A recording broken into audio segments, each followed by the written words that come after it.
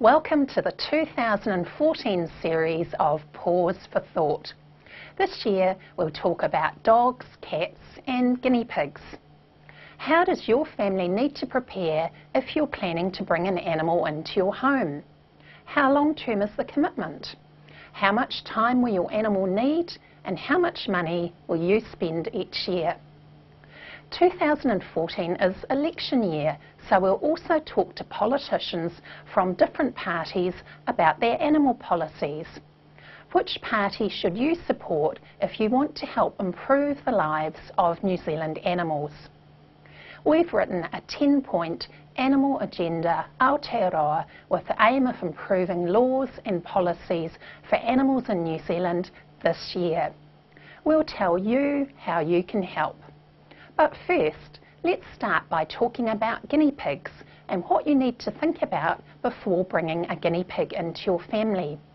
Guinea pigs are often considered as low-maintenance pets suitable for children, but actually they live for 5 to 8 years and need a lot of care. I'm joined now by Hartley Holder from Auckland KV Care.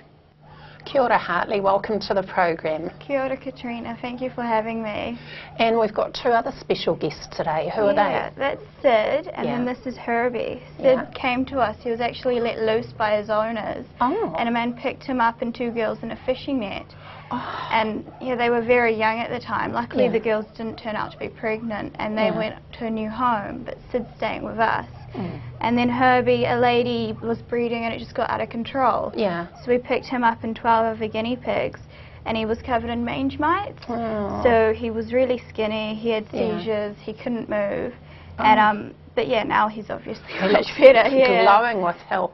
Sid's chatting away. I don't know if we can hear that on camera or not, but he's joining in here.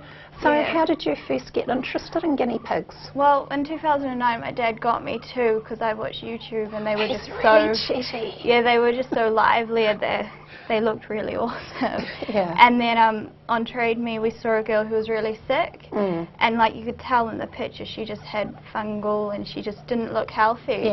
She was living in a little bird cage, so we picked her up, we looked after her and then we found her a new home and then it kind of rolled on from that because we took in two boys because their owners were leaving New Zealand and then it just kept going kind of and now we've got loads.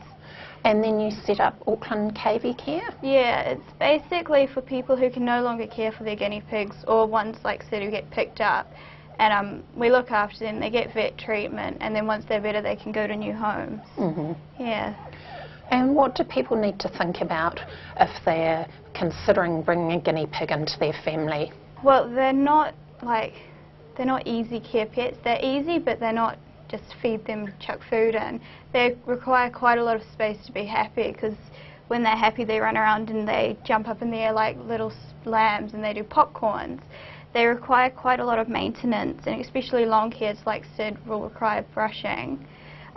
Vet care, they don't need yearly vaccinations, but they do require to see an exotic vets because normal vets just don't learn about them because they are under exotics. They do require quite a bit in veggies and also just in time just being there for them and caring for them and just So what's the best diet? I mean, you need to give them a varied diet and make sure they get plenty of food each day, not just leave them to graze the grass. They don't store vitamin C like people, so they need a diet that has lots of leafy greens and just very varied, so they got lots of all nutritions and vitamins and all that just to keep them nice and strong. And it also needs to be high in fibre, which is where hay would come in, and grass, and they would need water all the time obviously as well.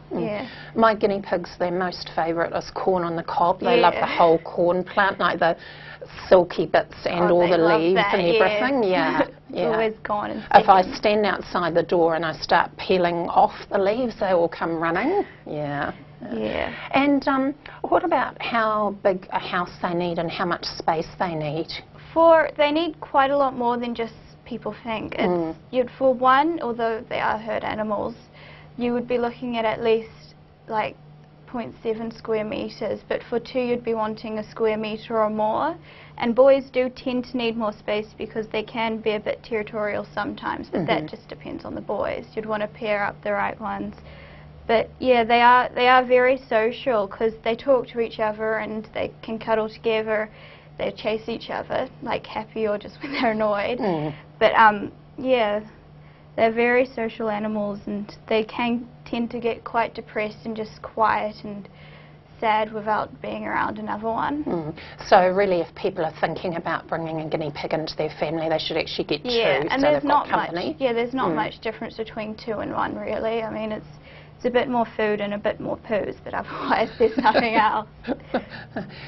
Yeah, my guinea pigs actually run free in the backyard because it's all fenced in, and my cat keeps an eye that no predators come in. And when they first come to my place, and you know, if they've only ever been in a small place, when they get out and they find they can run up the backyard, they're so excited. It's really nice to see. They love to have lots of space. How long do guinea pigs live for? They live about 5 to 8 years, the average. The oldest guinea pig was 14 years, 10 months. Wow. That's been recorded.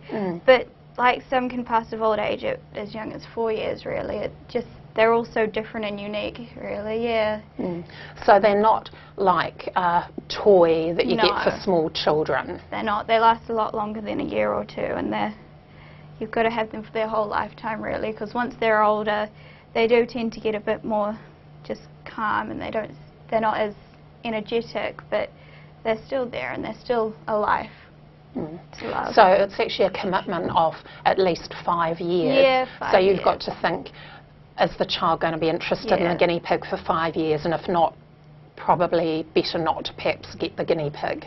Yeah, and also like if you're going to be leaving the country, or if you want, because quite a few of them come because either their kid loses interest or they get say a dog that just doesn't really like them as just another animal. They prefer them as food. So yeah, you've got to plan if you are thinking of bringing any more animals in, or if you're going to move, will it suit them?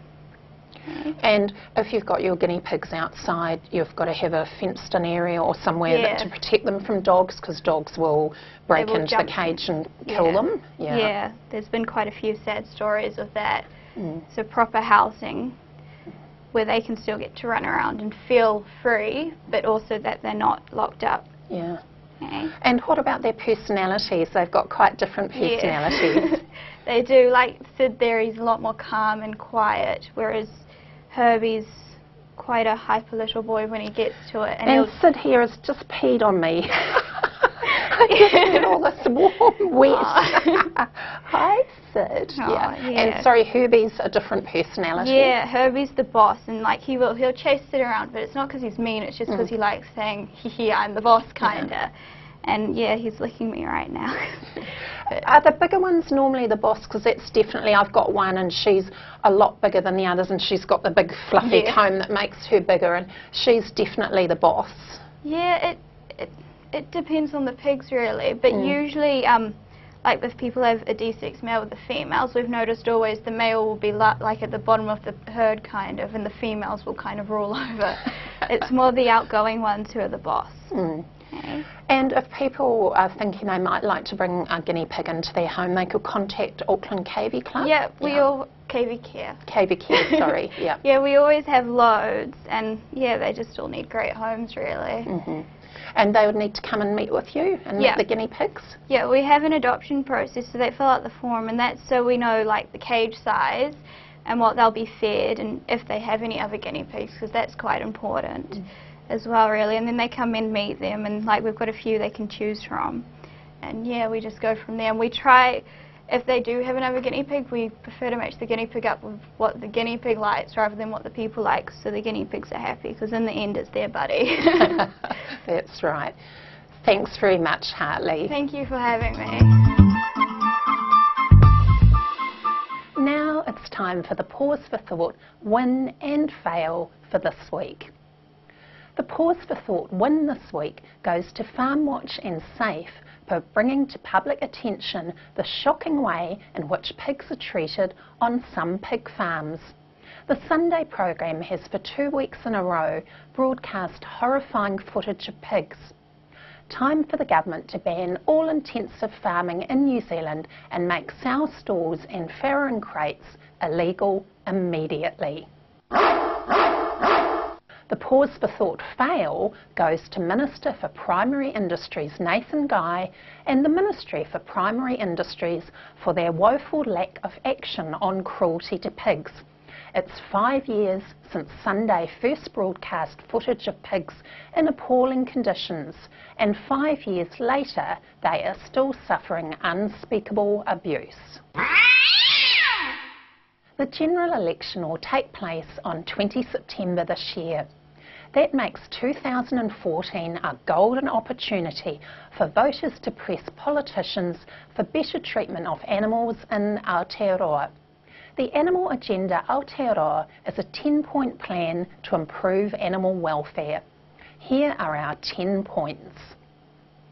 1. Animal testing. Prohibit the testing of party pills on animals and work towards an outright ban on testing on animals. 2. Sentencing. Develop sentencing guidelines for animal cruelty offences and treat cruelty to animals as an aggravating factor under the Sentencing Act. 3. The link. Recognise the link between animal cruelty, child abuse and domestic violence and include animals as protected persons under the Domestic Violence Act. 4. Shelter and transport. Provide adequate shelter for all species of farmed animals and develop higher standards of stock transportation to ensure animal trauma is minimised. 5. Commissioner for Animals. Appoint an independent Commissioner for Animals, modelled on those appointed to represent other vulnerable members of the community, such as children. The Commissioner will be an advocate for all animals, farm, companion and wild. 6. Surgical mutilation. Prohibit surgical procedures such as docking of dogs' tails, the shortening of cows' tails, debarking, ear cropping, declawing, etc. 7. Intensive farming. Abolish all forms of intensive and battery farming, including sow stalls, farrowing crates and battery cages on or before January 1, 2017. 8. Painful devices. Prohibit the sale, possession or use of devices that inflict pain and suffering on animals, including electric shock collars, gin traps, electric prodders, fireworks, etc. 9. Animals in entertainment. Establish stringent regulations for the use of animals in entertainment, including racing. The use of animals in marine parks, rodeos and circuses should be banned. 10. Sentience. Incorporate in the Animal Welfare Act and the New Zealand Bill of Rights Act declarations that animals are sentient beings with feelings and have the right to quality of life and dignity. Now, to talk about how the Animal Agenda can help individual animals, I'm joined by Shawn Bishop from the Animal Sanctuary. Kia ora, Shawn, welcome to the program. Hi, thanks for having us back. And welcome to Benji, lovely to see him again. Hey, TV star. You were on the program last year telling us about the Animal Sanctuary. What's been happening in the past year at the Sanctuary? Well, the need has grown, or maybe people know about us more. We are getting a lot more inquiries, so we are still rescuing animals and finding them homes or giving them a permanent home. Everything from blind rats through to a long-horned steer. And I've actually met the blind rats, that's right. They were very cute, yeah. And you've got a book coming out about the sanctuary. Oh yeah, we do. The animals, I think, are endlessly fascinating, and they have such amazing stories, and the way they come back from abuse is so inspirational that we've written a book, and it'll be out at Paper Plus in October. And we're hoping that people will enjoy reading the stories. And good timing, people can buy it for Christmas, and I've been lucky enough to have a bit of a read of the book, which is an amazing read. Thank you. So, Thank you. You're also supporting the Animal Agenda Aotearoa this year, which Absolutely. is a campaign to lobby politicians for better animal policies this year. And you and I have written some stories with some of your animals featuring to sort of give a animal face to the 10 agenda items. So tell us about Nellie the goat that you rescued, and she illustrates point 3, which is about animals needing shelter, because when you found her, she was outside in all weathers. She was just a tiny baby goat. Her mother had been killed, and the hunter had put a chain around her neck, not a collar, but a chain, staked her out to do the grass, and left her. So she had no shelter at all. She was on a short chain in all weather. In fact, there were 2 baby goats initially, and supposedly the first one was killed by lightning. So we rescued the remaining one, and it's a good example of animals, you know, needing safe shelter from the weather. Mm. And also, Jose the pig illustrates why we needed an independent commissioner for animals who will be specifically responsible for animal welfare, and I think you're taking that out at the moment specifically with a petition, aren't you? I am. I mean, this is just something that's fundamentally wrong with our laws at the moment. We have an Animal Welfare Act. The only agencies that can enforce the act are the police, who are very busy with crimes against people, the SPCA, who are a charity, and it's ludicrous that a charity has to enforce our laws, and something called the MPI, the Ministry for Primary Industries. Mm-hmm. And their job is to help farmers.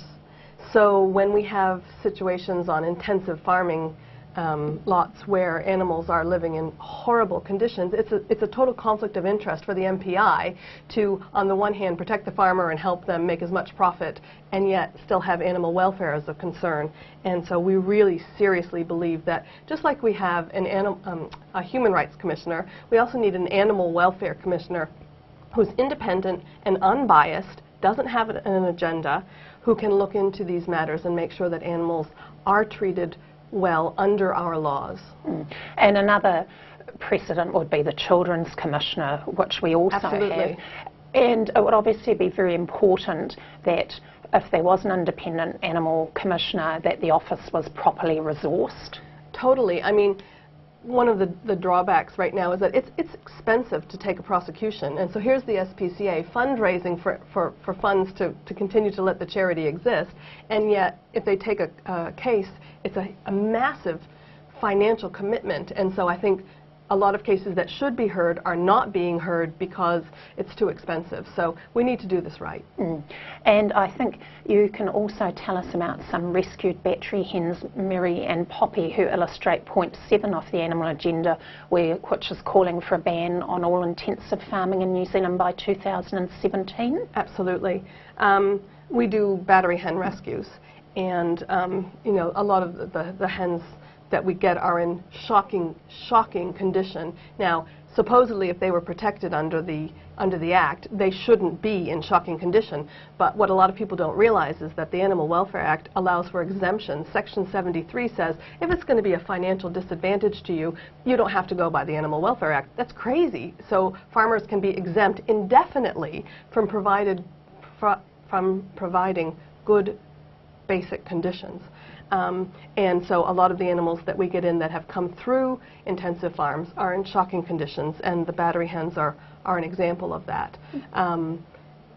It's amazing to me that when we get them, even though they've been through a concentration camp literally and they've survived horrors, a nightmare, they can come along so quickly, like with some kindness, with some compassion, with some medical care. They do turn into really lovely animals. And Poppy was a good example of that. And she's now happily living out her life.